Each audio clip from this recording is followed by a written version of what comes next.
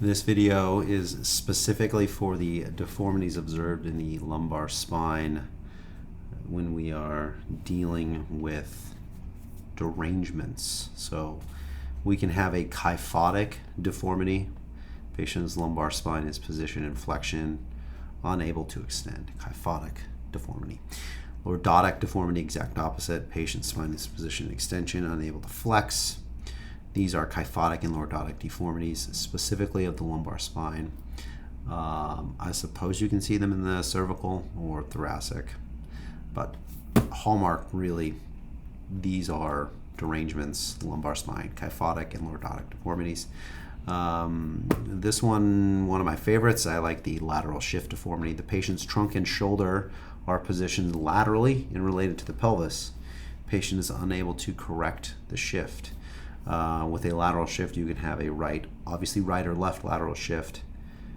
Key McKenzie terminology. A right lateral shift exists when the vertebrae above has laterally flexed. Grammar police, purists out there, laterally flexed would do something like this, right? Don't get tripped up there. A right lateral shift exists when the vertebrae above has laterally flexed to the right in relationship to the vertebra below.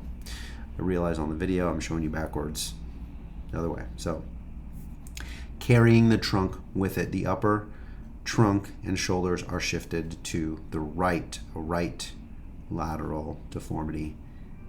In our minds, it's much more natural to think shifting our hips to the left. We base the lateral deformity on what the shoulders are doing, not what the hips are doing. Vertebrae above, not vertebrae below. A left lateral shift is the exact opposite. A left lateral shift occurs when the vertebrae above has laterally flexed to the left in relationship to the vertebra below, carrying the trunk with it. The upper trunk and shoulders are shifted to the left.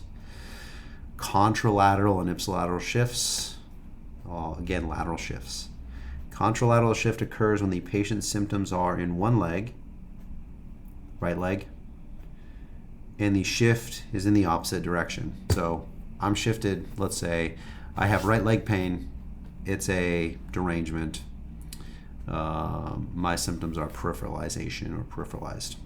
I have a contralateral shift of my torso to the left, shoulders and torso to the left.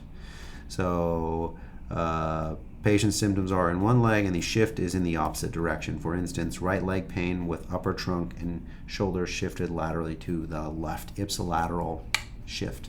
Straightforward. Contralateral shift is away. Ipsilateral shift is towards that same side.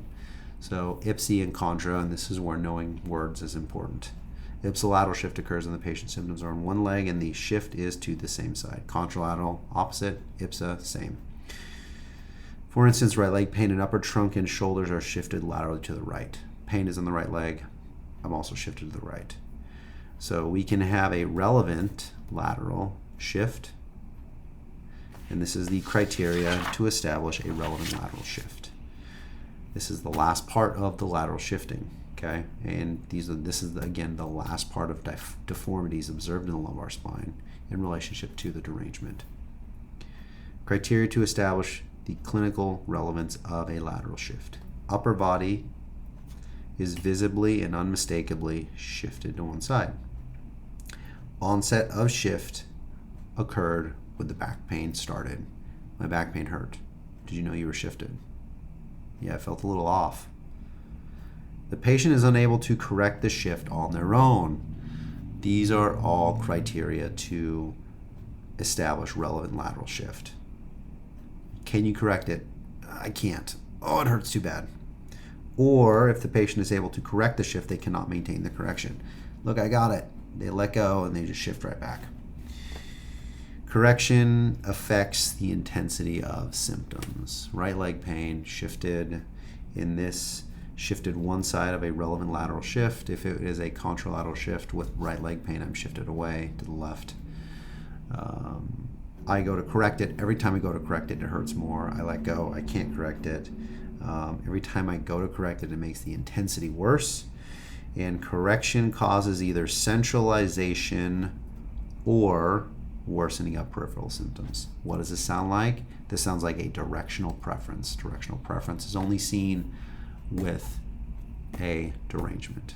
Derangement, centralization, directional preference, lateral deformities, contralateral and ipsilateral shifting.